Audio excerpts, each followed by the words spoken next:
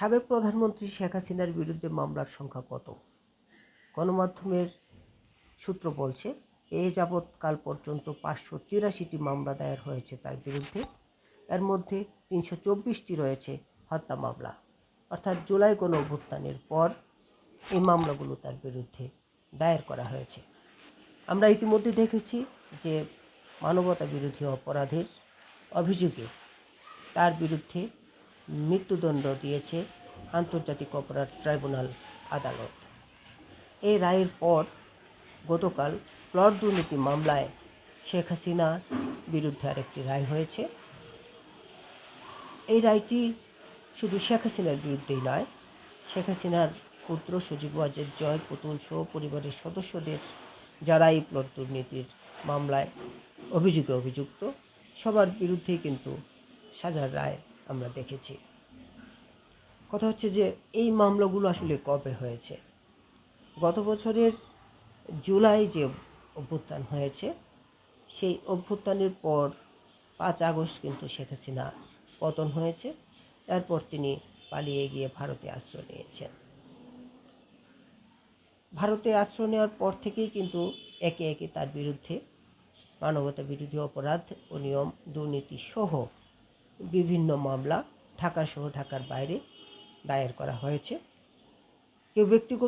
বেশিরভাগই ব্যক্তিগত উদ্যোগে এই শেখ হাসিনার বিরুদ্ধে এই মামলাগুলো দায়ের করা হয়েছে। যে ট্রাইব্যুনালে মানবতা বিরোধী অপরাধের অভিযোগে শেখ হাসিনার বিচার চলছে, 2010 সালে কিন্তু যুদ্ধ অপরাধীদের বিচারের জন্য এই ট্রাইব্যুনাল গঠন করেছিলেন সাবেক প্রধানমন্ত্রী। অর্থাৎ তার গঠন করা ট্রাইব্যুনালেই কিন্তু একই অপরাধে তার বিচার চলছে। কেউ বলছেন এটি প্রতিশোধের বিচার, কেউ বলছেন এটি ঘৃণ্য রাজনীতি।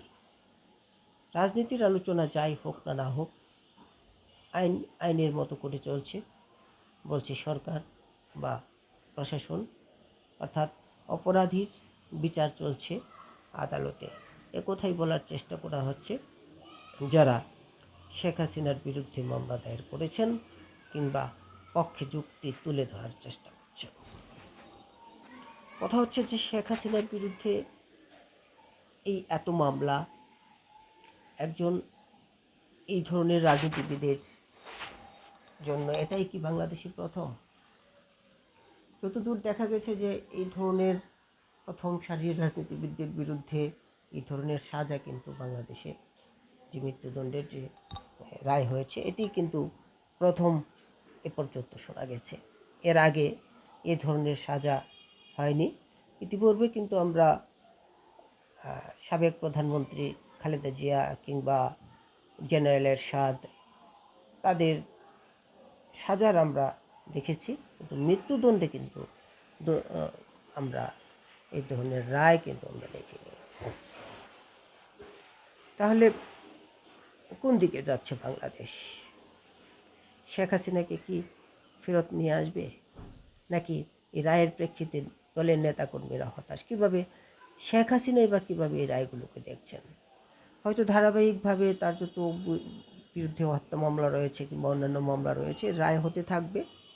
শেখ হাসিনার প্রথম রায়কে অর্থাৎ মৃত্যুদণ্ডের রায়কে প্রত্যাখ্যান করেছেন এবং বলেছেন যে এটি একটি রাজনৈতিক উদ্দেশ্য প্রণোদিত রায়। আরেকটি বিষয় যেটা হচ্ছে যে শেখ হাসিনা ঢাকায় ফিরে আসবেন কিনা, সেই ক্ষেত্রে ভারতের সহযোগিতা চেয়ে 2 দফা চিঠি দিয়েছে বাংলাদেশ সরকার। ভারত সরকারের পক্ষ থেকে এই ব্যাপারে কথা বলা হলেও সুস্পষ্ট কোনো বক্তব্য দেওয়া হয়নি। তারা সম্পর্ক ঠিক রাখতে চায় বাংলাদেশ সরকারের সঙ্গে, কিংবা পরবর্তী সরকার যারা আসবে তাদের সঙ্গেও কিন্তু সম্পর্কের ধারাবাহিকতা বজায় রাখতে চায়। সেখানে অর্থনীতি, ভূ রাজনীতি সহ নানা ইস্যুতে ভারতের সঙ্গে বাংলাদেশের সম্পর্ক রয়েছে, কিন্তু শেখ হাসিনাকে ফেরত দেওয়ার ব্যাপারে সুস্পষ্ট কোনো ব্যাখ্যা কিন্তু ভারত সরকার দেয়নি। আলোচনা আছে শেখ হাসিনাকে অন্য দেশে পাঠানোর চিন্তা ভাবনা করছে ভারত। আসলে শেষ পর্যন্ত শেখ হাসিনার কপালে কী আছে সেটি এখন দেখার বিষয়।